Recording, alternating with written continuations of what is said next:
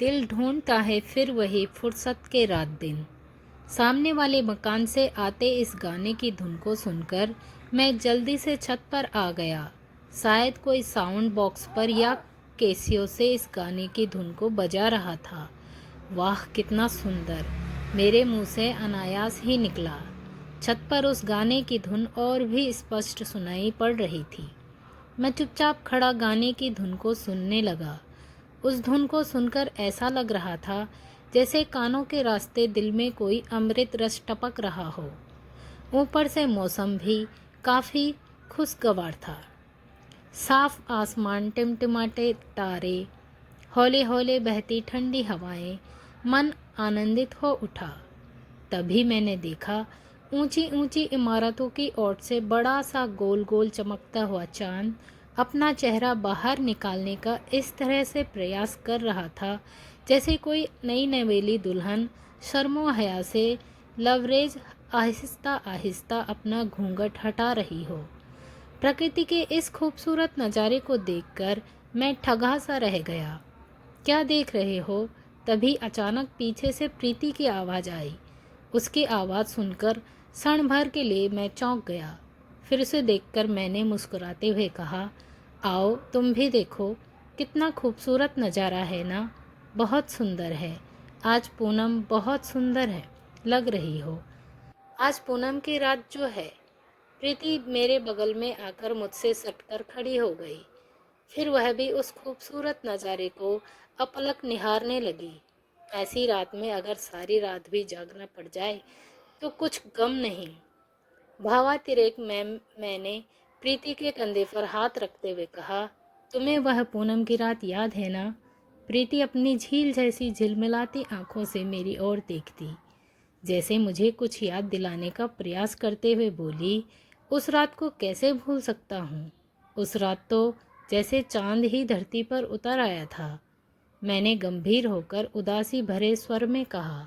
उस गाने की धुन अभी भी सुनाई पड़ रही थी। चांद भी इमारतों की ओर से निकल आया था। उसकी चांदनी सी आंखों की ज्योत्सना बढ़ती जा रही थी। पर उस रात की यादें आते ही मेरे साथ साथ प्रीति के चेहरे पर भी उदासी की झलक उतर आई।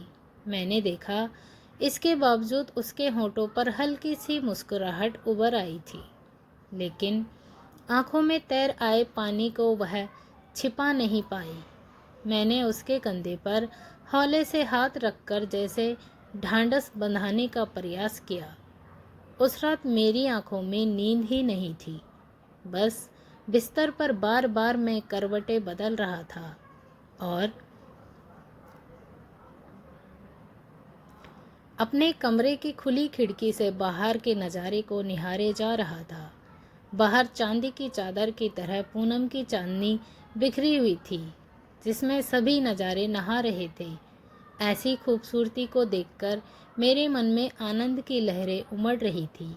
खिड़की के ठीक सामने आंगन में लगे जामुन की नई नई कोमल पत्तियों की चमक ऐसी थी जैसे उस पर पिघली हुई चांदी की पतली पतली परत चढ़ा दी गई हो। फिर हवा के झोंकों से अटखेलियाँ करती उन पत्तियों की सरसराहट से मन में मदहोशी के साथ दिल में गुदगुदी सी पैदा हो रही थी।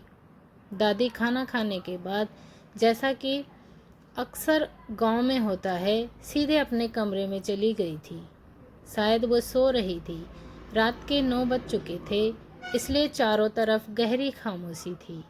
बस कभी कभार कुत्तों के भौंकने की आवाज़ आती थी और दूर मैदानों में टुंगरी के आसपास उस निराश चर पक्षी के बोलने की आवाज़ सुनाई पड़ रही थी, जिसे कभी देखा तो नहीं, पर दादी से उसके बारे में सुना जरूर था।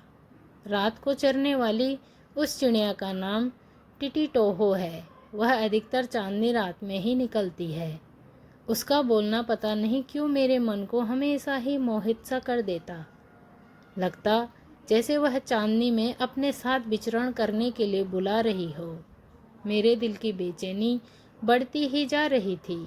मन अधीर होता जा रहा था। उस वक्त एक एक पल जैसे 1 घंटे के समान लग रहा था, पर घड़ी के कांटों को मेरी तड़प से शायद कोई मतलब ही नहीं था। उसकी चाल इतनी सुस्त जान पड़ रही थी कि अपने पर काबू रखना मुश्किल होता जा रहा था। फिर बड़ी मुश्किल से जब घड़ी के मिनट का कांटा तय समय पर जाकर अटका तो मैं उसी बेचैनी के साथ जल्दी से अपने बिस्तर से उठकर आहिस्ता आहिस्ता अपने कमरे का दरवाज़ा खोलकर बाहर निकल गया। गांव के बाहर स्थित मंदिर के पास प्रीति पहले से मेरा इंतजार कर रही थी। प्रीति को देखते ही खुशी से मेरे दिल की धड़कन बढ़ गई, लेकिन अनजानी आशंका से थोड़ी घबराहट भी हुई। कोई गड़बड़ तो नहीं हुई ना? पास पहुंचते ही मैंने धीरे से पूछा। कोई गड़बड़ नहीं हुई, सभी सो चुके थे। मैं बड़ी सावधानी से निकली हूँ, प्रीति मुस्कुराकर बोली थी। तो चलो चलते हैं, मैंने उत्साहित होकर प्रीति का हाथ थामते हुए कहा। फिर दोनों एक दूसरे का हाथ थामे टुंगरी की ओर जाने लगे। रास्ते में दोनों तरफ पुटुल के झुरमुर थे, जिनमें जुगनुओं की झिलमिलाती लड़ी देखते बन रही थी। ऊपर चांदनी रात की खूबसूरती दोनों के मन जैसे बहकाए जा रही थी। दोनों जब खुले मैदान में पहुँचे तो नज़ारा और भी खूबसूरत हो उठा। साथ नीला आसमान, टिमटिमाते तारे और बड़ा गोल सा चांदी जैसा चमकता चांद, जिसकी बरसती चांदनी में पूरी धरती जैसे स्नान कर रही थी, और मंद मंद बहती हवा मन को जैसे मदहोश किए जा रही थी। अचानक बेखुदी में दोनों के कदम तेज हो गए और एक दूसरे का हाथ पकड़ मैदान में दौड़ने लगे। अब टुंगरी भी बिल्कुल पास ही थी। वह निशाचर चिड़िया नज़दीक ही कहीं आवाज़ दे रही थी। तभी उसके पंख फड़फड़ाए और वह उड़ती नजर आई। मेरा दिल एक बार फिर से धक रह गया। प्रीति, मुझे तो यकीन नहीं हो रहा है कि यह सब हकीकत है। कहीं यह ख्वाब तो नहीं? मैंने प्रीति की नाजुक हथेली को जोर से भींचकर कहा। अपने बहकते जज्बातों को मैं जैसे रोक नहीं पा रहा था। ख्वाब ही तो है जो हम दोनों हमेशा से देखते रहे थे। ऐसी चांदनी रात में एक दूसरे के हाथों में हाथ डाले, कुदरत के ऐसे खूबसूरत नज़ारे को निहारते एक दूसरे में खोए। जब सारी दुनिया सो रही हो, हम जागते रहे। सच कहा तुमने, मैंने भी ऐसी ही रात की कल्पना की थी। तो फिर अब मुझे वह गाना सुनाओ, मोहम्मद रफ़ी वाला, जो तुम हमेशा गुनगुनाते रहते हो। कौन सा? खोया खोया चांद? मैंने मजाकिया लहजे में कहा। हाँ, गाओ ना। प्रीति खुशी से मुस्कुराते हुए आग्रहपूर्वक बोली। एक शर्त पर, मैंने रुककर कहा। क्या? कहकर प्रीति मुझे घूरने लगी। तुम्हें भी उस फिल्म का गाना सुनाना होगा जो मैंने तुम्हें नेट से डाउनलोड करके दिया था। मैंने मुस्कुराकर कहा। फिल्म पाकीज़ा का? मौसम है आशिकाना, प्रीति मुस्कुराते हुए बोली। हाँ, कहकर मैं फिर से मुस्कुराया। हमें मंजूर है हुजूरे आला। प्रीति भी जैसे चहक उठी। उस चांदनी रात में गुनगुनाते हुए दोनों एक दूसरे के हाथों में हाथ डाले आगे बढ़ते जा रहे थे। कुछ देर बाद दोनों टुंगरी के ऊपर थे, जहाँ से चांदनी रात की खूबसूरती अपने पूरे शबाब में दिख रही थी। चारों तरफ पूनम की चांदनी दूर तक बिखरी हुई थी। आसमान अब भी साफ था, लेकिन कहीं से आए छोटे छोटे आवारा बादल चांद से जैसे जबरदस्ती आंख मिचोली का खेल कर रहे थे। उस दिलकश खेल को देखकर दोनों के आनंद की सीमा न रही। मन नाच उठा। फिर उस जगह की खामोशी में, रात के उस सन्नाटे में एक दूसरे के धड़कते हुए दिल की आवाज़ सुनकर अंगड़ाइयाँ लेते हुए मीठे एहसासों से अंदर कहाँ से यह आवाज़ आ रही थी, जैसे यह चांद कभी डूबे नहीं, यह वक्त यही रुक जाए, यह रात कभी ख़त्म न हो। काश यह दुनिया इतनी ही सुंदर होती, जहाँ कोई पाबंदी, कोई रोक टोक नहीं होती। सभी एक दूसरे से यूँ प्रेम करते। इस रात में जो शांति संतोष का एहसास है, ऐसा ही सबके दिलों में होता।